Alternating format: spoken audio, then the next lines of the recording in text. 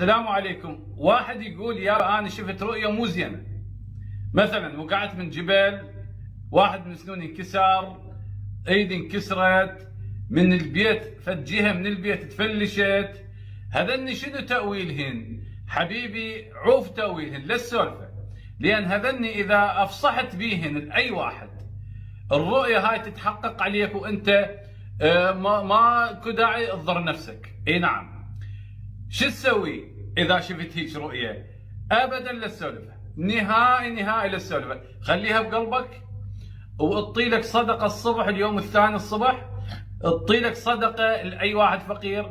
حتى هاي الرؤية من واحد سنه يوقع، يشوف بيتهم محترق، يشوف نار، يشوف واحد صفحة من البيت واقعة، يشوف ولد نهر قدامه ويريد يعبره مثلا وما يقدر يغرق. لا تسولفن هذني، لأنه حقيقة يوقعن على الإنسان.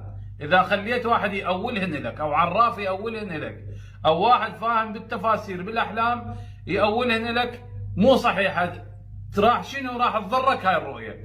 أما الرؤى المبشرة مثلا تشوف المطر ينزل من السماء، تشوف مي، مثلا تشوف خضار، تشوف انت راكب على فرس، على بعير، على حمار، على بغلة أو بغل، نعم هذني مبشرات. تشوف مثلا واحد يعطيك هدية، اي نعم، تشوف واحد يسولف وياك بوجهه نوراني، هذني ممكن واحد يأولهن لك، وممكن ذني يجيب لك الخير ما يجيب لك الشر، لأن هذني تأويل وممنوع التأويل مالتهن، لأن يوقع عليك، لأنه النبي صلى الله عليه وآله وسلم يقول الرؤيا معلقة بجناح طائر، إذا أولت وقعت. فأنت قعدت الصبح وقلت يا ستار من هاي الرؤيا، شفت خنقني واحد أو خنقت لي واحد أو شفت دم أو شفت كذا أو شفت مثلا وقع من جبل، لا تسولف حبيبي، ولا تخابر، ولا تقول يابا هاي شنو تأويل، ولا تطلعها على اليوتيوب، عوف.